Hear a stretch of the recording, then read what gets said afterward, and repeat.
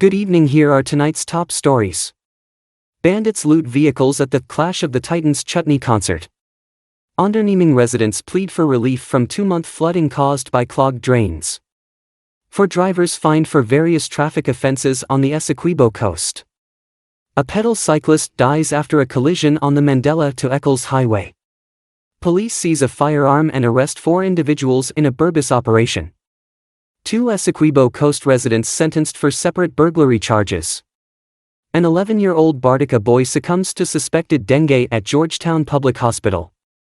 In legal updates, 72-year-old George Aubrey Archer sentenced to 8 months, Sherwin Patterson sentenced to 1 month imprisonment for assault, and Neet remanded for alleged taking the life of his reputed wife. Stay tuned for the details of these stories. Please remember to like, share and subscribe to our channel for more news. 2 Eso Coast residents sentenced for separate burglary charges. 2 residents from the Eso Coast were sentenced to prison on Tuesday after being found guilty of separate burglary charges. Joel Nelson, a 40-year-old laborer from Henrietta, Eso Coast, was convicted of burglarizing the home of David Andres Rupnarin, a 28-year-old construction worker, on Sunday, March 17, 2024. The case was heard virtually by Magistrate Tamika Clark at the Anna Regina Magistrates Court. Nelson was found guilty and sentenced to 3 years and 7 months of imprisonment. In a separate case, Arshad Kaushal, an 18-year-old from Reliance, Eso Coast, was also found guilty of burglary. Kaushal was sentenced to 3 years and 10 months of imprisonment. Both sentences reflect the seriousness with which the judicial system is addressing property crimes in the region.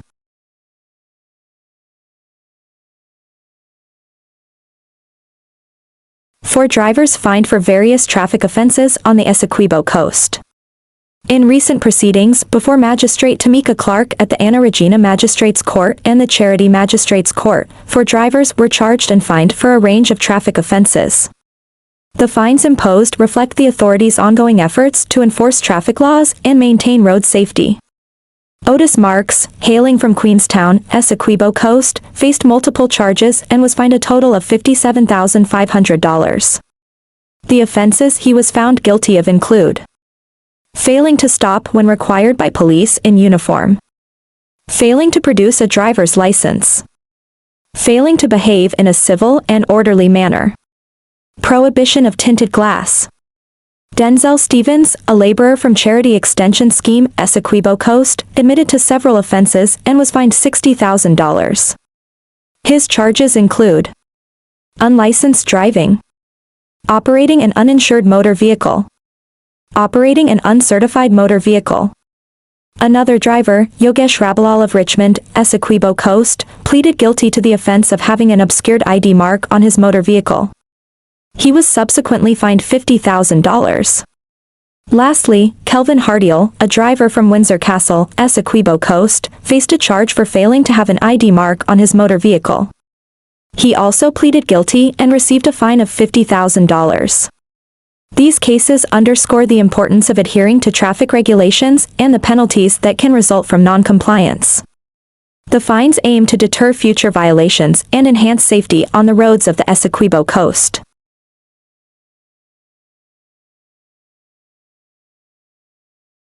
Neldon Neblet remanded for alleged taking the life of his reputed wife. Neldon Neblet, known as a JoJo, a 27-year-old porter residing at Lot 1 Best Village, has been remanded to prison following charges of murdering his reputed wife, Anuradha Khatun. The tragic incident unfolded at their shared residence, marking a grim end to their 5-year common-law relationship. Neblet appeared before Her Worship Magistrate Rondell Weaver at the Wales Magistrate Court, where the indictable charge of murder was formally read to him. During the proceedings, he was not required to enter a plea. The case has been adjourned to August 6, 2024, and has been transferred to the Vrede en Hoop Magistrate Court for further proceedings. According to police reports, the fatal altercation occurred late on Saturday night, around 23:30 HRS, when Neblet returned home in an intoxicated state. An argument ensued after Khatun reportedly advised him to reduce his alcohol consumption. In a fit of rage, Neblet allegedly armed himself with a knife and fatally stabbed Khatun in the throat. Following the incident, Neblet fled the scene but was apprehended by authorities the following day. He now awaits further legal proceedings while being held in custody. The case has shocked the local community and highlights the ongoing issues surrounding domestic violence, prompting renewed calls for awareness and intervention to prevent such tragic outcomes in the future.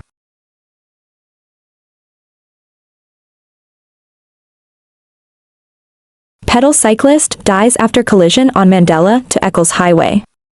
A tragic accident claimed the life of a 54-year-old pedal cyclist, Clus Griffith, on Tuesday night.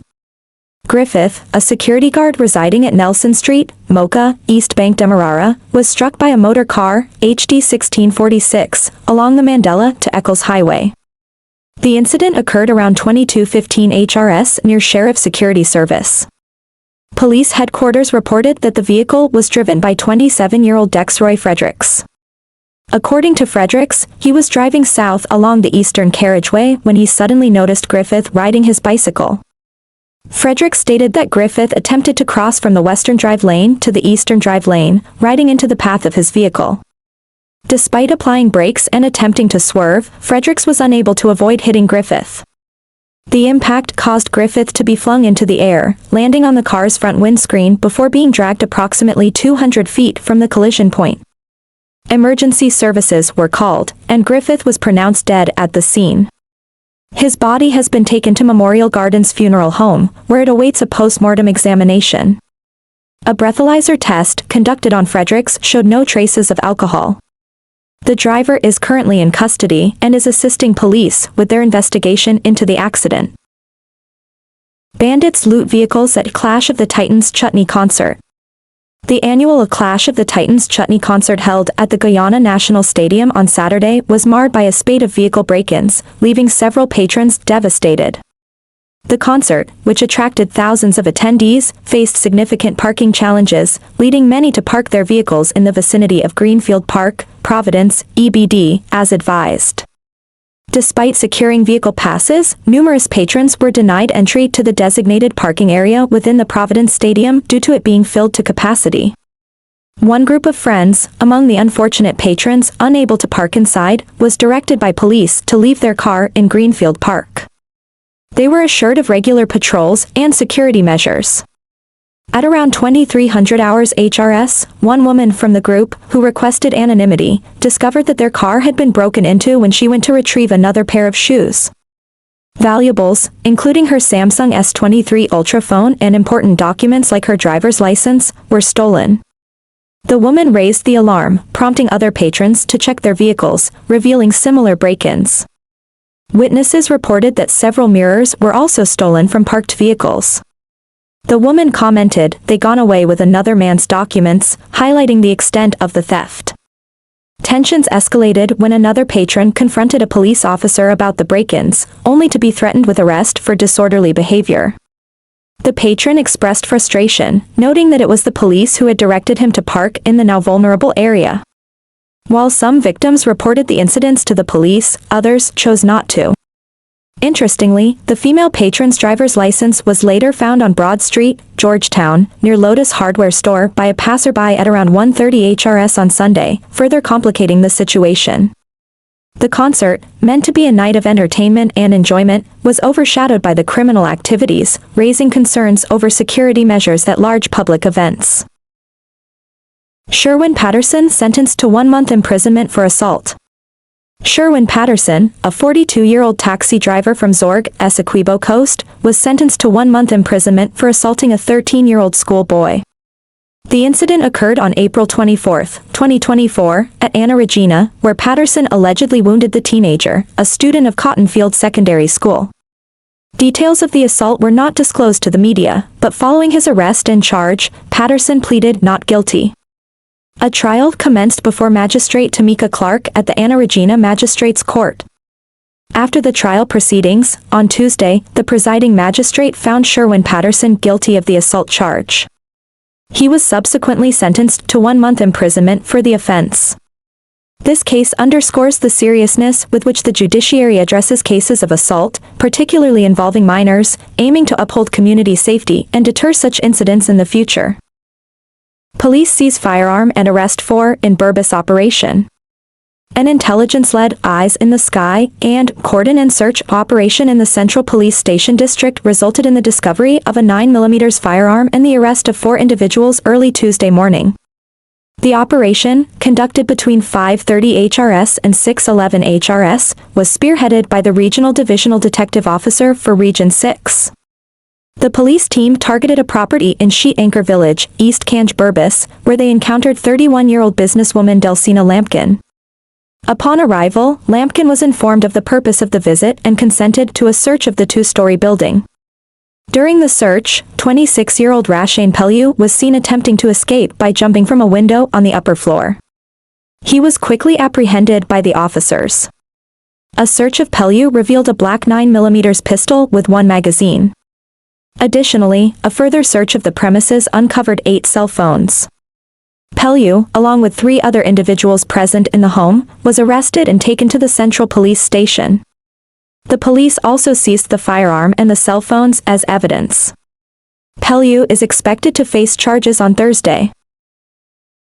Onderneming residents plead for relief from 2-month flooding due to clogged drains. Residents of Onderneming, La Parfaite Harmony, are expressing increasing frustration as their community has been flooded for the past 2 months due to clogged drains. The persistent flooding has affected daily life, leading to health concerns among the affected families. Geeta Prasad, a resident of the flooded area, has been proactive in trying to mitigate the situation by attempting to clear the drain in front of her home. Despite her efforts, the flooding persists, impacting her and her neighbors. Prasad has called on the relevant authorities to visit the community, assess the situation, and implement a solution promptly. The water is stagnant and stinks, Prasad told Kaider News.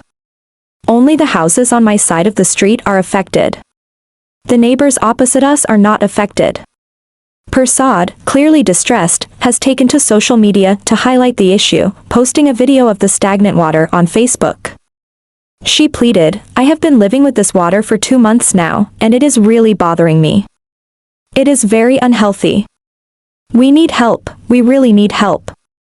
This is what I have to live with." In a subsequent interview with Kaider News, Prasad elaborated on the severity of the situation, noting that the stagnant water is infested with tadpoles and covered with green moss. She fears the water could become a breeding ground for mosquitoes, exacerbating health risks. If it keeps rising and seeps into the septic tank, it's going to be even worse, Prasad warned.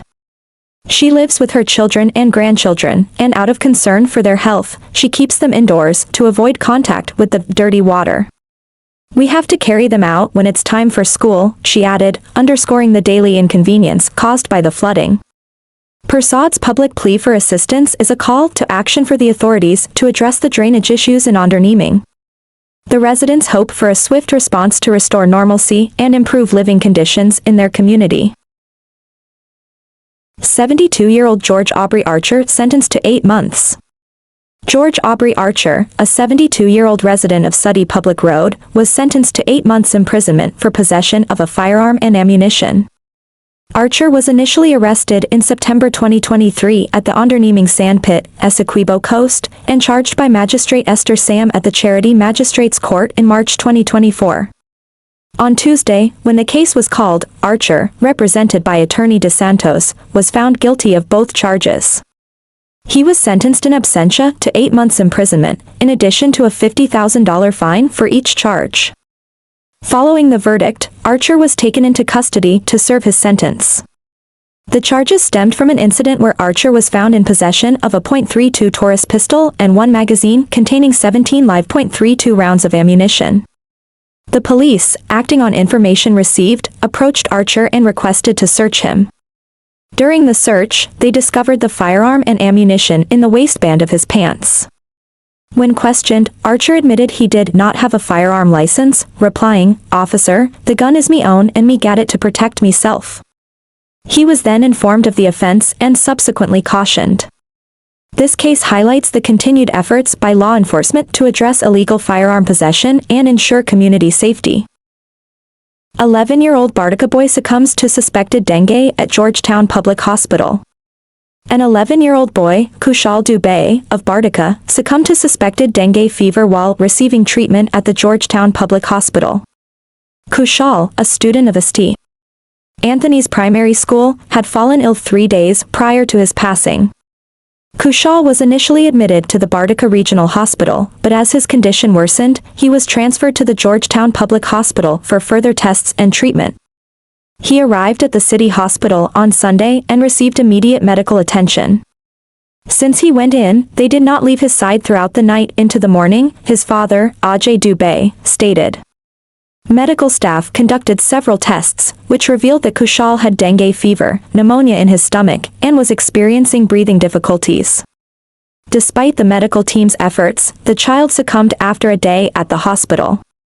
Kushal was awaiting his National Grade 6 Assessment, NGSA, results, adding to the family's grief. His father expressed the family's struggle to come to terms with the loss, calling it a reality they find difficult to accept.